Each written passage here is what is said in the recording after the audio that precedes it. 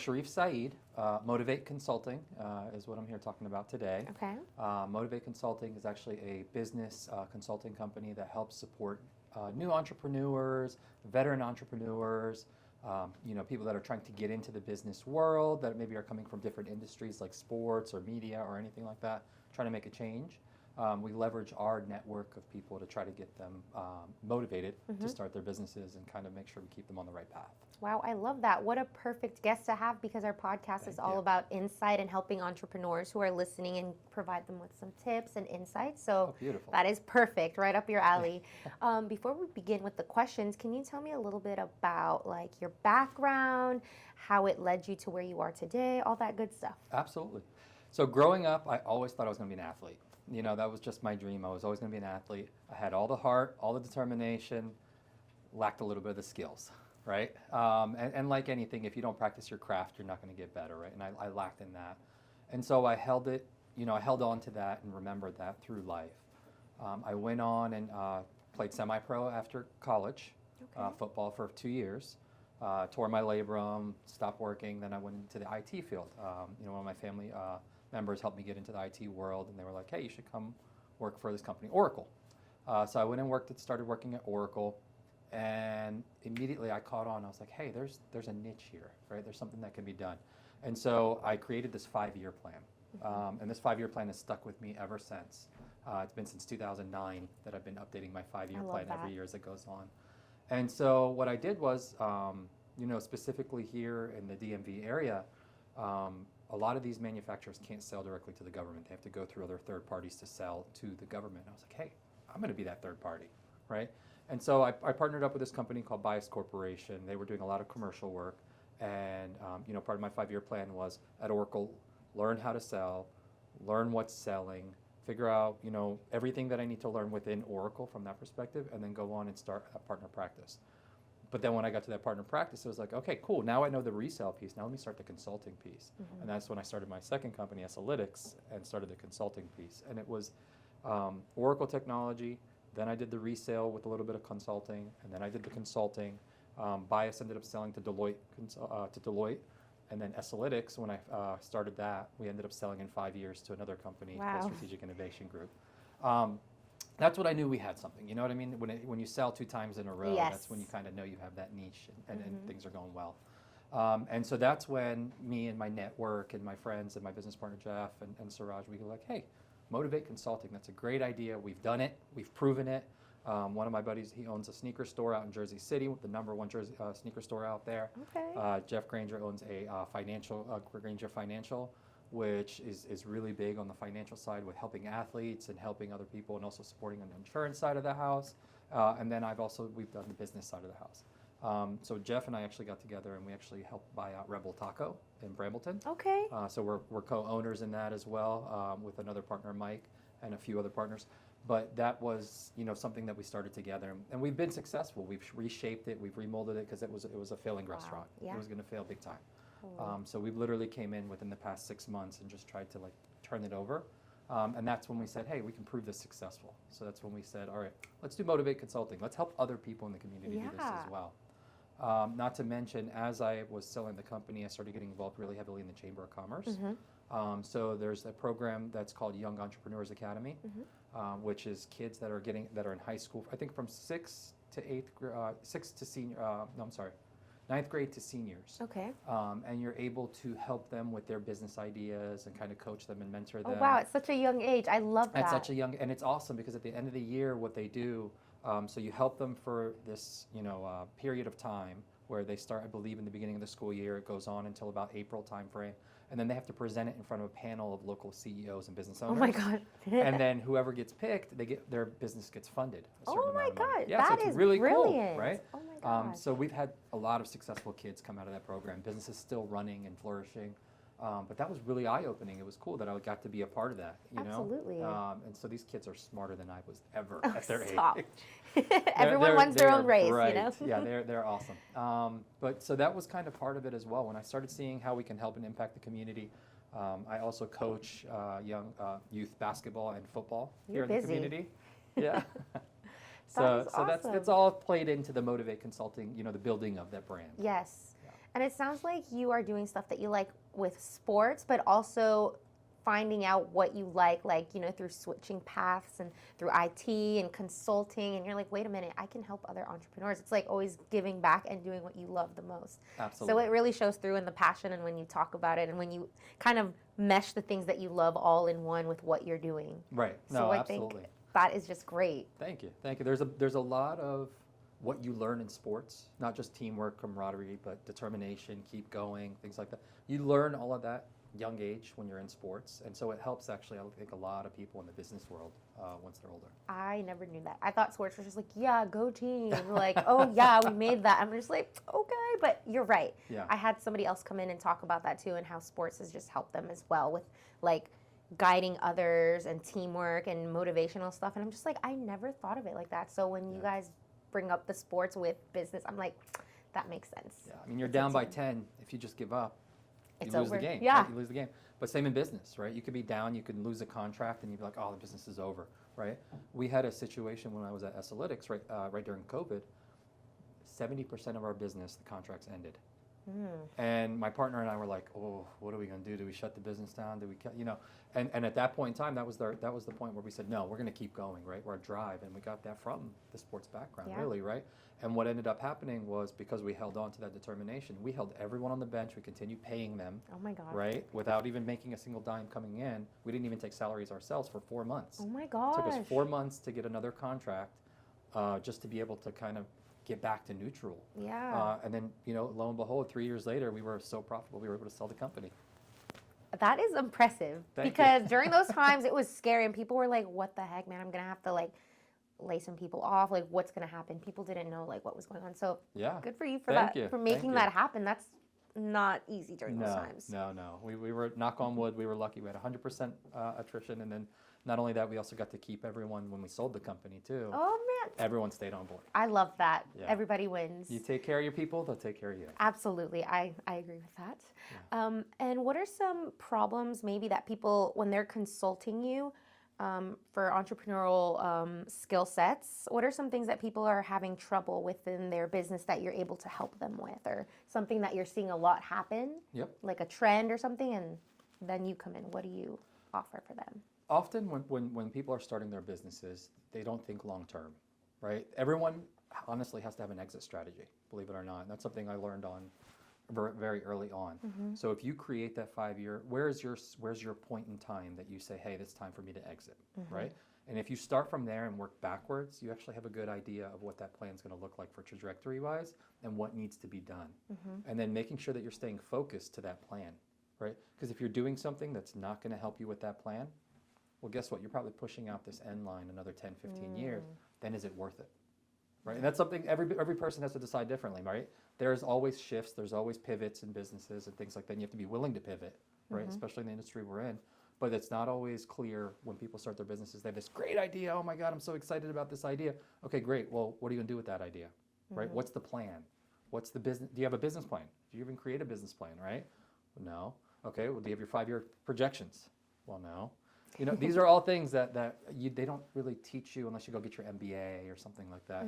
Not necessarily everyone gets those. Right? Yeah, no. So I'm guessing they come with all those questions, and are they kind of like taken aback when you tell them like, hey, do you have this? And they're like, well, no. How are you helping them guide to come up with those solutions and those business plans? Yeah, so we've done it over and over again. So that's we offer templates, right? We were able to sit down with them and actually coach them through it. We'll tell them, hey, here's some homework, go do it, and then we sit back down with them and actually look at it again. If there's registrations that need to be done, we actually sit down with them and help them do that as well. That's great. So we try to make sure that we're able to help them all around. I love that. So you're like a little hub for them with any questions. Obviously, you can help them with that. And I think I saw online as well that you actually help them as well, even after you've helped them with like your networking and constantly giving them tips. So I think that's really great, like building that relationship and checking up on them and just making sure that, they're taken care of. Running a business is hard. To have a safe space to say, hey, I need help, right? What do you think about this? We may not have all the answers, but I promise you our network does, right? And so that's really what it comes down to is having a safe space for business owners and people that want to get into business to come to. Perfect. Yeah. And for marketing, when you're marketing your services and your business and everything that you're doing, how are you doing that? Like, are you on social media a lot? Are you not? Are you more word of mouth? Talk to me about that. So it's twofold. We are on social media, but we are more heavily word of mouth because right now we're kind of staying local. We're kind of promoting through podcasts like this. You know, we're Alamo. So we're doing it through natural growth, right? And I feel like that's more sustained, right? You actually get more genuine growth, right? When you do it that way. We can go and promote and push, and we get some people, you know, on the West Coast that have this idea, and we get quick sales from them, things like that. That's not the idea. We want to be around to help people that really want to be around and stay around. Yeah. And that's what we're here for. Okay. And you mentioned West Coast. Does that mean you help and work with people outside of Virginia? Oh yeah, we help all around. Oh, wow. Like I said, one of our partners actually lives out in Jersey City. Okay. Right, and he actually sits on the board of the Jersey City Medical Center. He helped actually build the Children's Center arm, funded that. So, Okay, so yeah, that's we have some big projects there. exactly. So we are well versed in several fields and all around the United States. Perfect. Any plans to expand? Like, do you feel like you need to have a building maybe in other locations, or do you find that it's okay just from Virginia and working? Like, you can do Zoom or how? We hop on planes all the time. Okay, So jet we setter will over go here. anywhere. Yeah, we don't really need an office space. Okay. We'll just kind of go, and wherever someone needs us, we'll be there. That's impressive. Like, just get you. on a plane and go. Yeah. That's the dream. That's really cool. I love that. Yeah. When you're not doing all this consulting, what do you like to do? Like, what is something that you like to just take time away from and just relax and enjoy? Family time. So we do a lot of family time, family trips. You know, my wife and I go on several just couples trips, just her and I. So we travel a lot. We love traveling. Our kids are all in sports. My daughter does cheerleading year round, so that takes up a lot of time. But we love it. You know, that's kind of what keeps us going. Love that. So it does sound like you're busy. Like, how do you balance everything, like family, running a business, helping other people? Like, what are some tips that you could give to entrepreneurs on making sure that you're giving time not only for your family but for yourself too, because that is also important? Integrating and involving them, right? So for example, at the restaurant, when we were getting the restaurant up and running, Rebel Taco, so my kids and wife would always come, right? And my son would be like, yeah, Kim, let's go to Rebel, you know, and he kind of like loves just going there because Jeff would also bring his kids and they would all hang out. So Party. it became like a family spot, right, for us. And for us, it's kind of making sure that the family's involved, making sure that we're family oriented is a big thing. Bringing it together, making sure that they also get maybe like some tips on how to handle their life too. Like, since they play sports, they are in school, watching you balance that with family. I'm sure they'll have good memories as well. Like, my dad always brought me here, and like I can do that too with my life as well. Like, I can also work hard, but I can also have family time. Like, why not bring them together, right? That's right. What kind of advice would you like to give to any entrepreneurs who are listening in on maybe how to key in if they're like, I don't know what's going on, I don't know what I'm doing, like what could it be? How can they assess those problems? What are some notes that they should take or be looking out for? So I strongly believe in going to networking events, right? Some people are like, no, I'm not going to give business there. It's just other businesses trying to sell their businesses. But I don't think that's necessarily the point of those things. I think they're missing the mark with that. I think the point of those networking events, like I sit on the board of the GovCon Loudoun Chamber of Commerce, and we hold events for what's industry trends, what's going on with the government, what are they looking for in IT or in finance or any of that stuff.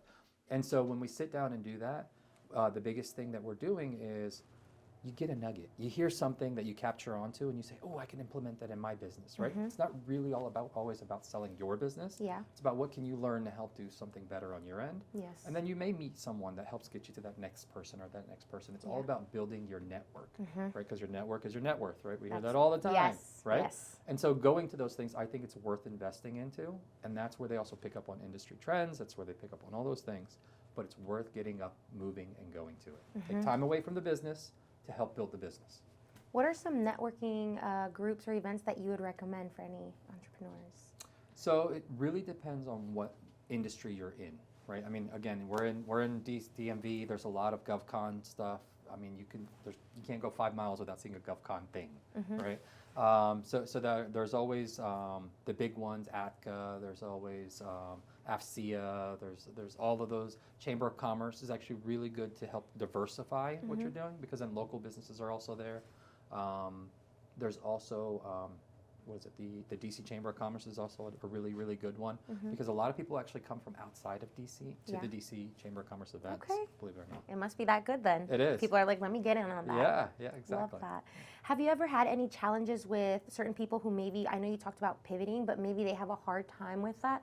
How do you help them with change where they're like, man, I don't know if I can do that. Like, I'm kind of scared. Like, how do you, are just like, okay, maybe we can just take baby steps, or how do you work with people who have a hard time but they want to better themselves? So they have to reach out to Motiv8Consulting.com, have a consultation, right? And we kind of help coach them through it, because that's the biggest thing, right? You're always emotionally attached to your business or to your baby, right? Essentially.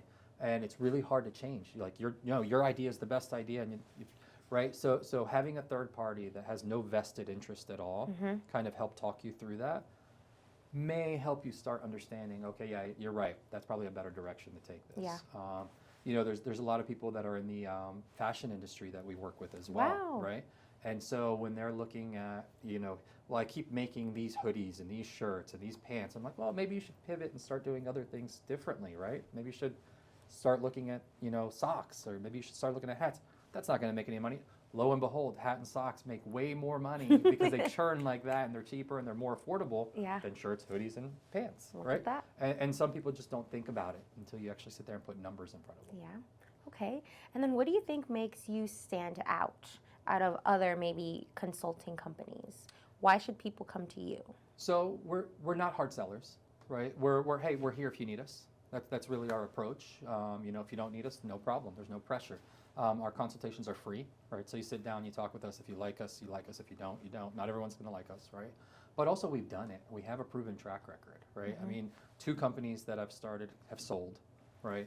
Have started several other companies, have proven track records, right? Jeff is running a very successful, insurance and financial industry. Suraj is running a very successful sneaker industry, right? And we sit on multiple boards. We donate a lot of our time.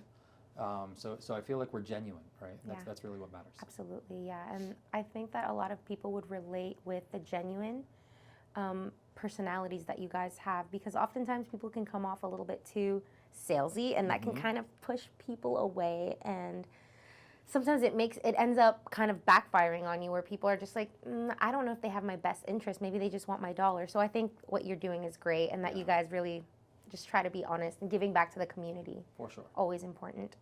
Are there any insights or facts, tips, misconceptions that you would like to share with our listeners, maybe that they're not aware of?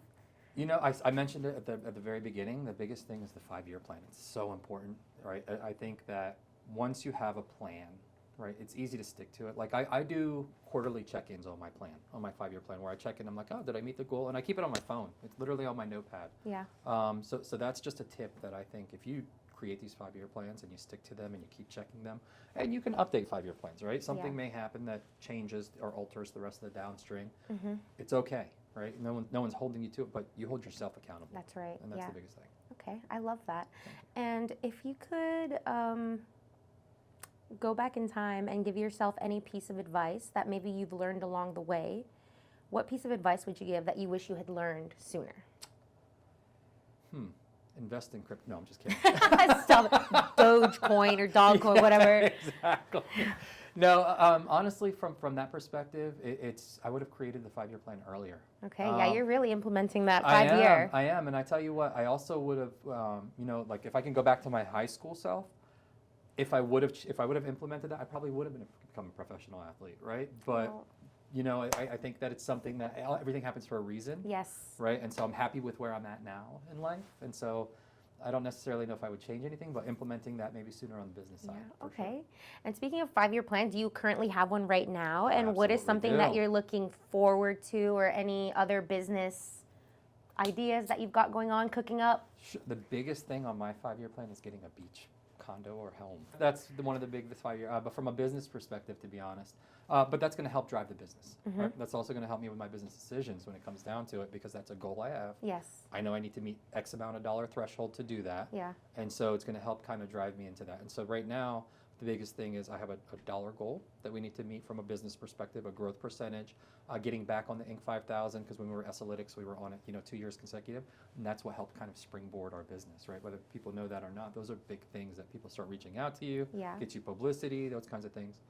So I think that getting Motiv8 Consulting to that next level and then going nationwide. Okay.